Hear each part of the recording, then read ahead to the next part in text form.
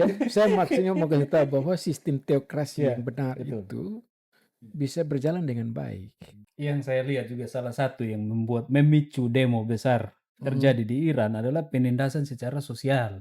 Nah, masalahnya kapal-kapal perang Amerika kan sudah masuk ke Ya. situ, ke Timur Tengah. Ya. Otomatis kan dia menolong bukan hanya dengan kata-kata, Pak.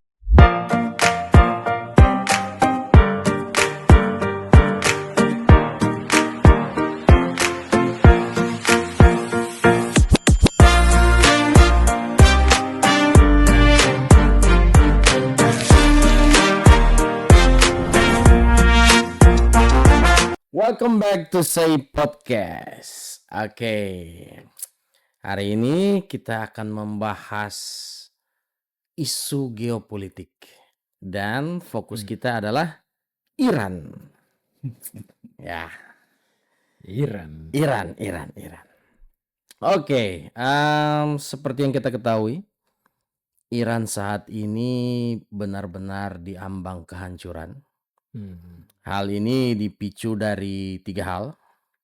Yang pertama, resesi ekonomi yang akut. Yang kedua, penindasan sosial dan politik. Dan yang ketiga, krisis lingkungan dan air. Tapi ada satu poin lagi yang paling penting, geopolitiknya. Oke, di samping saya sudah ada Pak Ed Iya. dan Pak Eva. Iya. Saya juga Einstein. 3E. 3E. Oke. Saya mungkin duluan dengan Pak Ed. Ya. Pak Ed, kita tahu bagaimana Iran saat ini seperti kapal yang bocor, yang bisa dikatakan Bocornya menunggu banyak. waktu ya. Ibaratnya ini Titanic yang sudah hampir tenggelam ini. Iya. Ya. Dan demonstrasi besar-besaran yang terjadi di Iran akibat dari berbagai hal yang sifatnya kontinu terus terjadi dalam sosial dan politik di Iran. Ini benar-benar memprihatinkan dan juga mungkin ada hal-hal yang bisa kita pelajari dari situ nanti. Untuk kita lihat bagaimana Indonesia harus menanggapinya. Nah, menurut Bapak Ed, sejauh ini Iran ini sebenarnya bagaimana sih? Pertama-tama kita harus lihat dulu bahwa Iran ini sebenarnya negara yang kaya raya loh. Kaya ya? Kaya sekali. Mau dibilang kalau dia diurus dengan baik, dia sumber minyaknya begitu banyak, dia sebenarnya negara yang paling terkaya di Timur Tengah. Nah, sampai hari ini kemudian dia bisa jatuh, kita katakan tadi bocor di mana-mana. Ini pertanda bahwa ada sesuatu yang salah. Jadi kita jangan hanya melihat Iran yang jatuh ini, tenggelam ini, tapi kita harus melihat apa yang bisa kita pelajari, baik kita sebagai pemerintah maupun sebagai masyarakat Indonesia. Karena kalau kita tidak hati-hati bisa saja apa yang terjadi di Iran bisa kena kita juga. Nah, untuk itu saya melihatnya begini. Itu kalau kita baca awal kenapa sampai ada demonstrasi besar-besaran, satu hal saja saya lihat. Dompet orang-orang penduduk Iran kempes. Ya. Krisis ya. Ya. Nah, karena dompet penduduk Iran ini kempes, maka mau tidak mau saling baku hantam satu dengan yang lain. Iya. Dan itu mengingatkan kita juga waktu ya di tahun 98 ya. 98 dengan kejatuhan Soeharto, kemudian ditambah dengan krisis ekonomi. Tapi sebenarnya krisis ekonomi itu duluan. Iya. Memang data yang saya peroleh, inflasi di Iran itu sangat mengerikan. 80-150% terjadi inflasinya. Dan itu membuat harga bahan makanan, obat-obatan, dan lain sebagainya itu benar-benar menjadi tidak terkendali. Ya, menyedihkan sekali. Iya. Menyedihkan karena kita melihat anak-anak muda banyak yang ikut demo, bahkan mereka yang masih umur produktif itu mati ditembak. Iya. Nah, karena mati ditembak ini sekarang kita lagi melihat apa yang akan terjadi dengan Iran. Apakah Amerika akan masuk campur, akan perang dengan Iran? Karena jangan lupa kita dengar apa kata Trump ya. Iya. Trump itu mengatakan demonstran yang peaceful jangan ditembak. Mereka yang demonstrasi secara damai jangan ditembak. Kalau ditembak ada akibatnya. Nah Ya, ini ya, ya, ya. ya tahu. Jadi nah di situ ada peperangan words, kata-kata di antara Trump sama pemimpin Iran. Ya, ya. Pertanyaan besarnya adalah apakah Trump akan perang, serang Iran, membela demonstran, atau Trump hanya membiarkan saja itu terjadi. Ada peperangan di dalam Iran. Yang kedua, pertanyaannya ialah kita mesti lihat apakah ada permainan dari Amerika sehingga Iran ini jatuh, ataukah memang kesalahan Iran sendiri. Ya, ya, ya. Gitu. Ini menjadi menarik ya. Tapi sebelum kita masuk ke itu, saya memiliki beberapa data di sini Oke. yang saya sudah rekam. Yang pertama, pengangguran massal di Iran itu di atas 30%. Dan itu dari umur 15 sampai 30-an tahun. Dan terutama di wilayah-wilayah minoritas seperti Khuzestan dan Kurdistan. Yang berikut, ternyata nilai mata uang rial, nah nilai mata uang Iran itu kolaps sampai 50% nilainya. Ya, 40 sampai 50. Ya, 40 sampai 50%. Nah, ini memang mengakibatkan inflasi yang besar-besaran sekali. Terutama menyasar orang-orang menengah ke bawah. Nah, bro, yang saya lihat juga salah satu yang memicu demo besar terjadi di Iran adalah penindasan secara sosial. Ada mewajibkan perempuan harus berhijab, terus ada pengawasan kamera dan seperti mengambil kebebasan. Oke. Nah, memang kalau kembali ke tadi pernyataan Bapak Ed bahwa Donald Trump sendiri sudah memberikan Warning ya? warning kepada rezim. Ya, kalau rezim ini terus memaksa untuk melakukan pembunuhan, penangkapan terhadap demonstran, maka Amerika tidak segan-segan untuk ambil langkah militer Wah, terhadap itu rezim.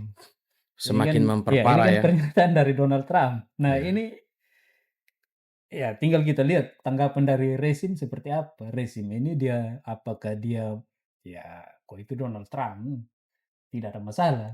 Silakan kamu ancam di situ. Saya tetap dengan gaya saya dalam mengatasi demo. Ya. Padahal kan demo ini ya karena keadaan yang memaksa terjadi demo. Oke. Nah, saya juga melihat menanggapi tadi pertanyaan Bapak Ed.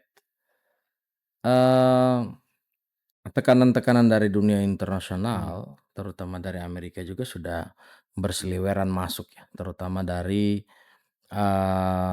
pembatasan-pembatasan yang dilakukan melalui PBB. Banyak hal yang akhirnya juga membuat situasi dan kondisi di Iran juga semakin tidak stabil. Nah, menjadi sebuah pertanyaan menarik ketika apakah hal yang terjadi berlarut-larut ini akan mengakibatkan agresi militer. Jadi jadi kita ini kan kita pingin untuk belajar dari apa yang terjadi dengan Iran supaya kita tidak jatuh seperti mereka. Maka itu mari kita lihat dulu problemnya apa. Apakah sistem yang bermasalah seperti Pak Eva katakan dengan adanya penindasan-penindasan? Apakah ekonomi?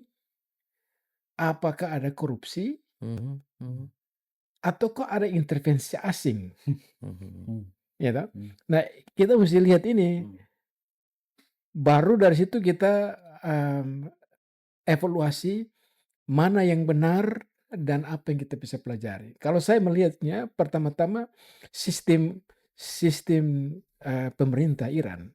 Nah, kita lihat dulu sistem pemerintah Iran. Teokrasi ya? Nah, sistem pemerintah Iran teokrasi itu kan berarti pemerintahan agama ya? Ya, agama, pemimpin agama menjadi pemimpin tertinggi ya? Itu. Nah, kalau itu yang jadi masalah, maka kita mesti evaluasi apakah ini sistem pemerintahan ini bisa dipakai di zaman ini atau tidak. Nah, tentunya kita dari sisi kita orang luar tidak bisa mencampuri apa yang terjadi di Iran. Tetapi dengan kejatuhan ini kita bisa melihat bahwa satu sistem pemerintahan ini kemungkinan tidak relevan lagi ya. Ya, atau bagaimana? Iya, kalau menurut saya memang itu ada pengaruh besar. Pengaruh besar dari sistem pemerintahan ini. Karena ini terbukti dengan adanya demo seperti begini, berarti ada masyarakat yang tidak bisa menerima sistem pemerintahan yang kayak begini, yang sistemnya teokrasi ini. Ya, tapi apakah sistem pemerintahan ini tidak ada check dan balance? Kalau kita presiden dicek oleh DPR. Nah, ini kalau dari pemahaman saya sistem pemerintahan teokrasi itu artinya tidak bisa intervensi. Karena ini adalah keputusan mutlak. Ya, itu pemahaman Pak Eva. Ya, betul. Kita tidak tahu yang terjadi di sana. Mungkin pemirsa kita ada yang mengetahui, mereka bisa komen. Apakah ada balance? Karena dalam suatu pemerintahan itu mesti ada yang balance. Check and balance ya. Iya, check dan balance itu ada. Jadi kayak kita memberikan suara kepada DPR, DPR harus mengontrol pemerintah. Begitu. Nah, saya juga menangkap satu hal selain sistem pemerintahan yang teokrasi, saya juga melihat ada penindasan terhadap minoritas dan sosial politik di sana memang cukup apa ya, cukup sangat berkotak-kotak. Kita bisa ambil contoh banyak pemuka-pemuka agama Muslim sendiri dari Sunni itu benar-benar ditindas di Iran sana. Pemuka agama yang Sunni yang misalnya bertentangan dengan pemerintahan itu banyak yang hilang, banyak yang tidak tahu di mana rimbanya. Penindasan terhadap kaum Kurdi. Ya, itu contoh-contoh kasus yang pastinya kalau ada di Indonesia itu bisa menjadi pertanyaan mereka ada di mana. Nah, sekarang itu juga yang tadi saya katakan cek dan balance-nya ini. Siapa yang mengecek? Nah, terakhir saya dengar ada satu kesaksian dari seorang ibu di sidang PBB. Saya lupa nama ibu itu, tapi bisa dicek. Ibu itu menceritakan tentang bagaimana pemerintah mencari dia dan membunuh dia. Ada pencobaan pembunuhan sampai 4 kali di sidang PBB baru beberapa hari yang lalu.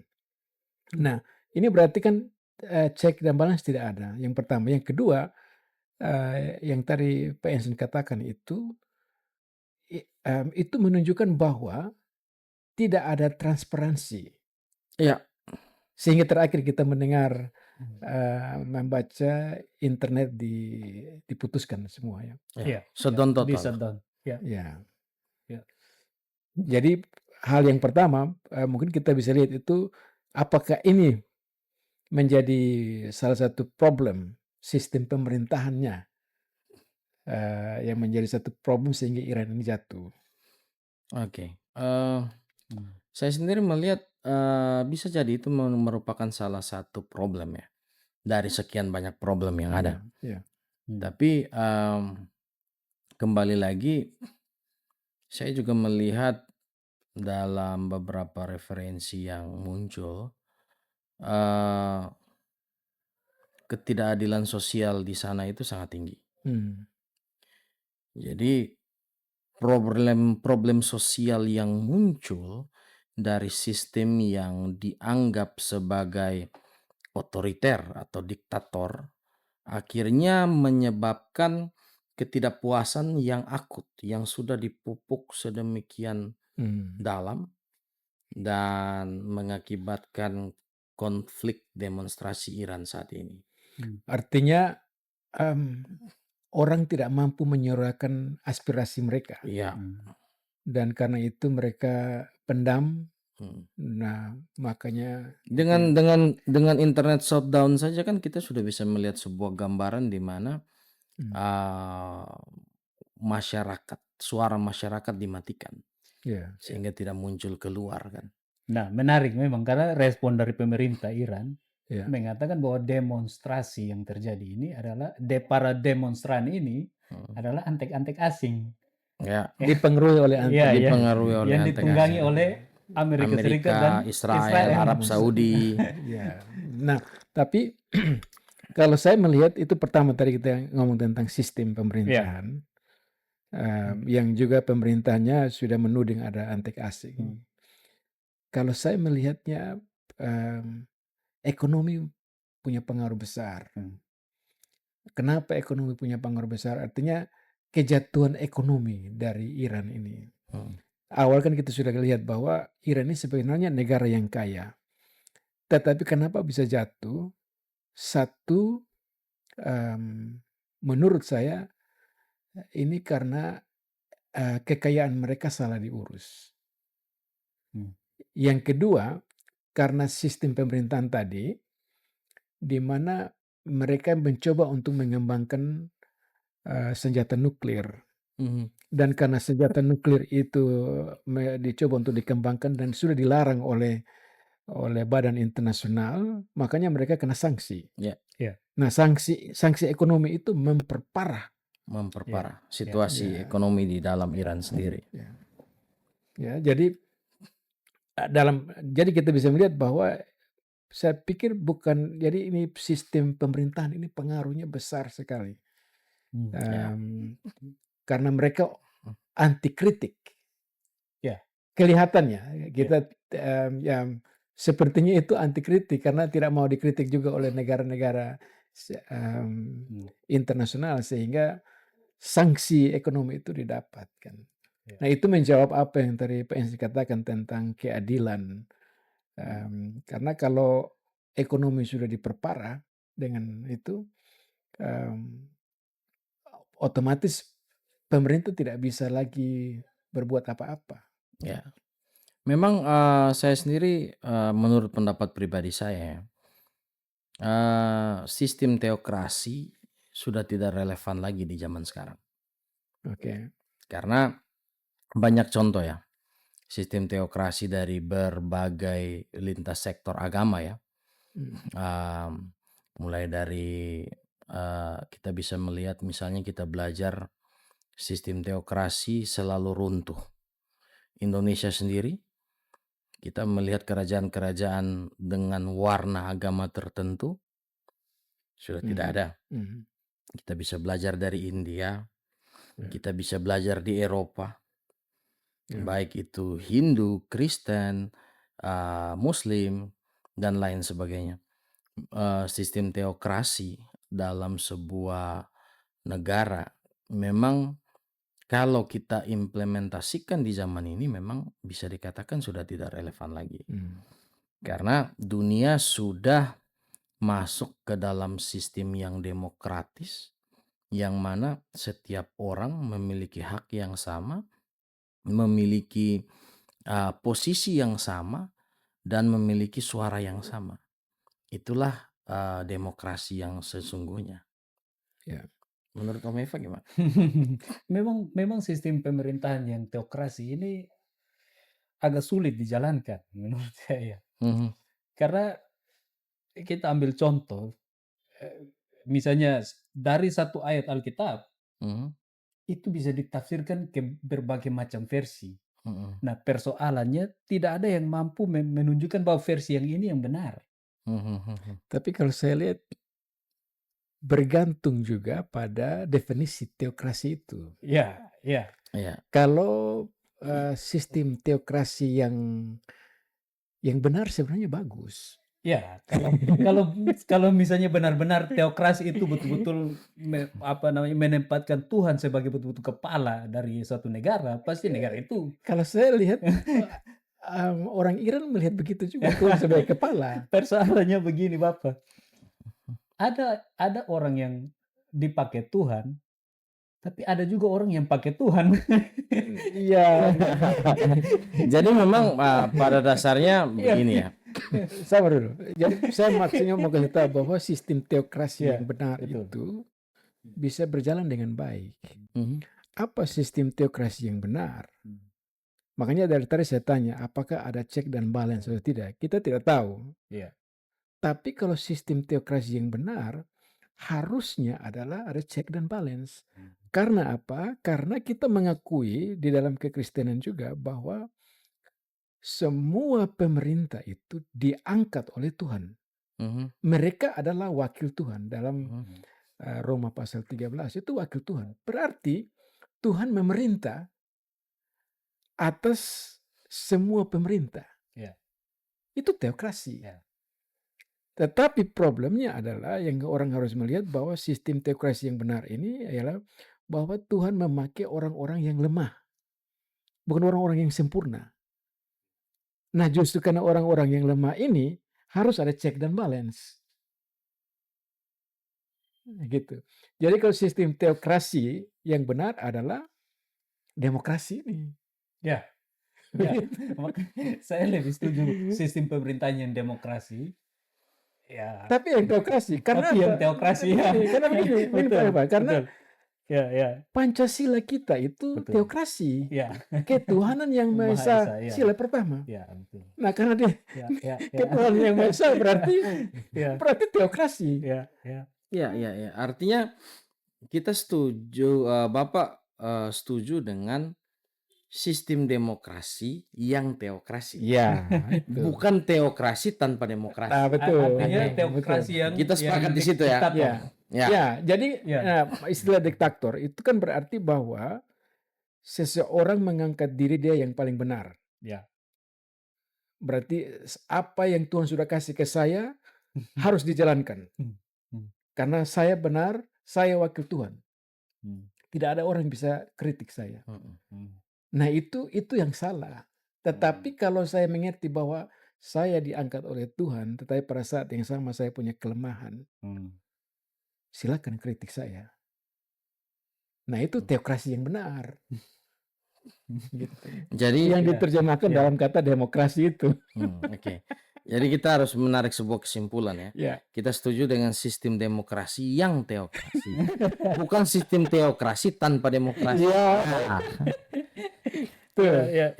Oke. Nah, kita kembali ke tadi. Amerika jadi serang Iran tidak? Betul. Ya. Nah, kan kalau kita lihat reaksi dari Putin setelah Donald Trump mengeluarkan pernyataan mendukung demonstrasi, kan Putin menganggap bahwa Donald Trump terlalu mencampuri urusan negara orang. Nah, itu kan berarti ada reaksi perlawanan seperti Trump lu bela demonstran, tapi beta anggap lu salah. Kalau lu macam-macam, beta juga bisa tunjukkan power juga. Apakah Trump akan kalau saya lihat begini, sebenarnya bukan Trump akan menyerang. Saya tidak melihat Trump akan menyerang Iran. Yang saya lihat ialah bahwa Trump akan menolong Iran. Iran lagi berteriak minta tolong. Siapapun, entah itu Arab Saudi, entah itu Qatar, mungkin negara-negara Eropa. Iya, iya. Ini lagi minta tolong. Bayangkan begitu banyak orang yang mati. Siapa yang bisa menolong Iran? Sekarang hanya Trump yang bisa menolong. Dengan dia mengatakan, ya saya akan datang. Pertolongan akan datang. Trump bukan mengatakan saya akan serang. Pertolongan akan datang. Nah, itu yang buat saya sedikit khawatir. Karena semenjak masa pemerintahan Trump ini, dia bilang apa dia buat itu. Ya. Kita lihat misalnya dia bilang dia mau keluar dari UNICEF, dia keluar. Dia bilang dia mau lepas Ukraina, perjalanan sendiri dia lepas. Dia bilang dia mau kembali bantu Ukraina, dia bantu. Dia bilang dia mau serang Venezuela, dia serang Venezuela. Jadi itu agak sedikit membuat saya khawatir. Dalam artian begini, seperti yang tadi Bapak Ed bilang, kata pertolongan, memang dasarnya itu pertolongan. Tetapi ketika dia masuk dengan militernya, itu akan membuat situasi Timur Tengah semakin rawan. Kita tidak tahu apakah dia akan menolong dengan militer atau dia hanya menolong dengan kata-kata. Nah, itu dia. Biasanya dia turun dengan militer masalahnya. Tudingan dari Putin justru dia menuding bahwa kata-kata dari Trump itu semakin memperburuk keadaan di Iran. Membuat gelombang demonstrasi. Itu kata Putin. Ya. Nah, masalahnya kapal-kapal perang Amerika kan sudah masuk ke situ, ke Timur Tengah. Otomatis kan dia menolong bukan hanya dengan kata-kata, Pak. Kemungkinan besar dia akan menolong dengan militer. Bisa. Tapi untuk sementara saya lihat pertolongan ini dengan kata-kata. Artinya bahwa dia ingin untuk orang-orang yang betul-betul mau untuk kemerdekaan, bersuara, silakan. Ada Trump di belakang katakanlah. Tapi apakah nanti sebentar akan menyerang atau tidak, itu satu hal yang menarik. Tadi saya baca percakapan Trump dengan Emmanuel Macron, Presiden Prancis. Itu Trump buka-bukaan WA-nya dia dengan Emmanuel. Si Emmanuel bilang begini, Trump, untuk Iran kami akan bersama dengan engkau. Untuk Ukraine kita bersama-sama. Syria juga kita bersama-sama. Kok lu bikin apa di Greenland? Itu salah satu yang saya bilang tadi, Pak. Ketika dia bilang dia mau mengambil alih Greenland, ini tinggal waktu. Nah, kembali lagi ke pokok pembahasan kita mengenai Iran. Kita melihat bagaimana sebuah sistem pemerintahan ditambah dengan situasi ekonomi dan geopolitik yang sangat-sangat ibaratnya orang bilang rumit ya, mengakibatkan sebuah kondisi yang luar biasa memprihatinkan sebagai orang Indonesia yang saat ini kita juga melihat politik Indonesia tidak baik-baik saja. Banyak permasalahan yang terjadi di berbagai daerah, mulai dari bencana alam, situasi ekonomi yang semakin hari bisa kita katakan semakin sulit ya, apalagi dengan pemerintah pusat yang saat ini memotong anggaran besar-besaran bagi setiap pemerintah daerah, mengakibatkan banyak hal yang mampu menimbulkan kekisruhan. Belajar dari pengalaman Iran ini, kira-kira apa yang harus kita pemerintah Indonesia kita lakukan sehingga permasalahan Iran ini tidak masuk ke Indonesia?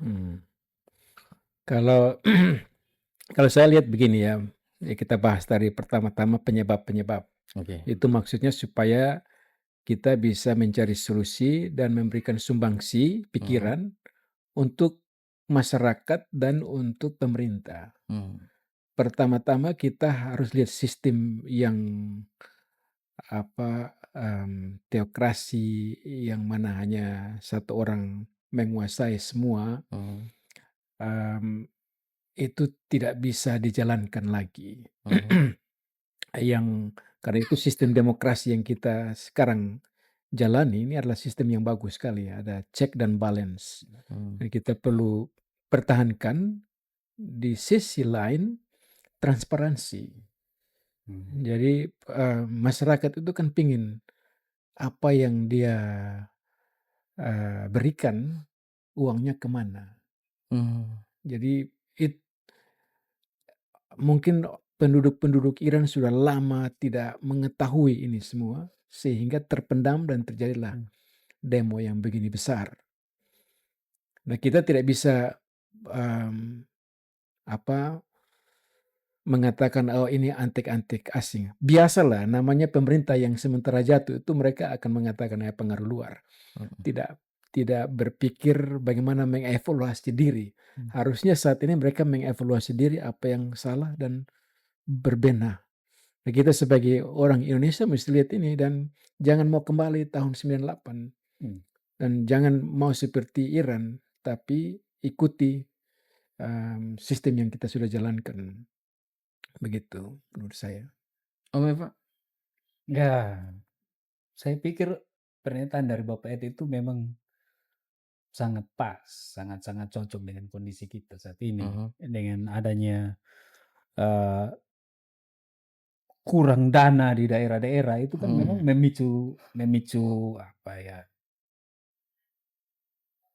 Pemerintah daerah harus cepat mengambil langkah. Nah, persoalannya ketika ambil langkah kalau yang terkena dampaknya masyarakat kecil pasti akan menimbulkan unjuk rasa. Makanya transparansi anggaran seperti Bapak bilang tadi itu sangat penting. Pemerintah harus betul-betul harus berani dari sekarang harus berani buka-bukaan anggaran. Anggaran kesehatan berapa, anggaran keamanan berapa, sosial dan segala macam, pertanian segala macam, itu harus betul-betul buka-bukaan.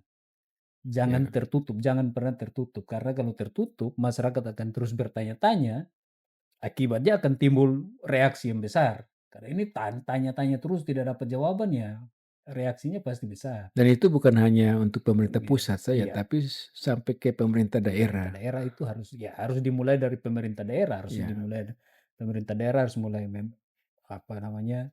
berani untuk membuka diri terhadap masyarakat. Nah, salah satunya juga harus berani terima kritikan. Jangan kalau ada orang yang ngomong A, B, C, D langsung dianggap oh ini anti pemerintah. Betul. Itu kan masalah. Kalau selalu menganggap semua kata-kata itu anti pemerintah, ya itu berarti sama juga pemerintah yang otoriter. Tertutup. Selain tadi transparansi dan sistem demokrasi, yang saya mau tekankan juga ialah bahwa mari kita kerja keras. Masyarakat mesti kerja keras karena memang situasi dunia semakin buruk ya, kalau saya lihat buruk sekali karena sekarang apa yang dibuat oleh Trump, yang dibuat oleh Amerika, menurut saya ini sudah melawan hukum internasional. Kita contoh misalnya dia culik Presiden Venezuela. Itu kan sudah melawan. Harusnya kalau saya ketua Dewan PBB, ini Trump sudah bisa diadili di pengadilan internasional harusnya. Tapi PBB tidak ada gigi sama sekali. Yang kedua ini sekarang kalau seandainya Amerika masuk dan serang Iran, itu juga sudah salah itu dari sistem hukum internasionalnya. Tapi persoalannya sekarang siapa mau bicara, gitu. Nah, melihat ini situasi semua, bagi saya sebagai rohaniawan, pertama saya menasihati untuk mari kita tetap percaya kepada Tuhan, Tuhan mengontrol. Yang kedua, bekerja keras. Bekerja keras karena kita jangan berharap terlalu banyak dari Jakarta. Jangan berharap terlalu banyak dari PBB. Sudah tidak bisa lagi. Kalau dulu kan ada begitu banyak organisasi UN, PBB di mana-mana. Orang dapat keuangan dari PBB. Sekarang sudah tidak bisa lagi. Karena Amerika sudah kancing itu semua. Gitu. Maka itu harus kerja keras. Sawah di mana kita tanam, kerja apapun juga kita harus kerja. Yang kedua, negara yang baik harus rajin bayar pajak. Ya, warga negara yang bijak, negara harus taat pajak. Ya, negara tidak bisa pajaknya dipakai dengan benar. Ya itulah transparansi anggaran. Iya. Kita bayar pajak. Jadi pertama kerja keras, yang kedua bayar pajak. Bayar pajak dan bayar pajak. Kalau tidak bayar pajak, pasti akan jadi kekecauan. Saya yakin di Iran itu tidak ada pembayaran pajak yang benar. Mungkin ada, tetapi tidak dengan benar. Sehingga income daripada suatu negara itu di mana? Income dari negara itu adalah pajak. Nah, kalau pembayaran pajak dengan benar, pengelolaan juga dengan benar, maka pasti rumah itu, yaitu negara itu akan berjalan dengan baik, akan kaya. Nah, itu hal yang positif. Begitu. Oke, baik. Komensen bayar pajak. Sudah.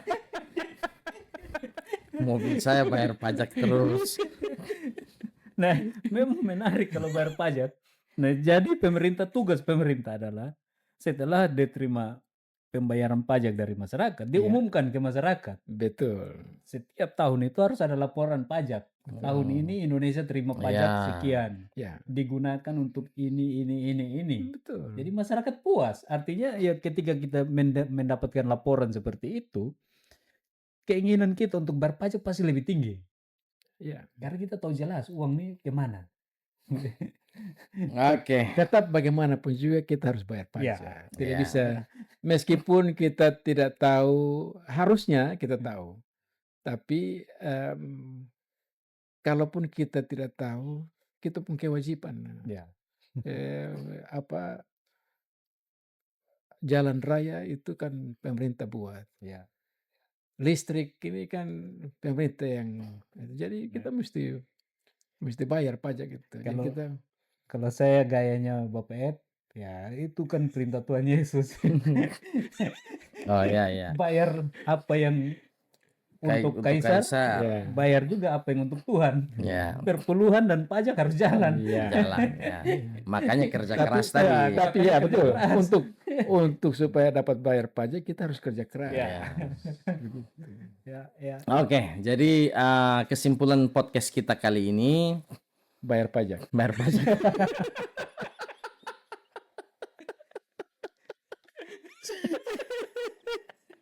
Supaya jangan sama seperti Iran. Oke. Memang pada dasarnya masyarakat membutuhkan yang namanya transparansi, masyarakat membutuhkan namanya keadilan sosial, dan masyarakat membutuhkan namanya kestabilan ekonomi.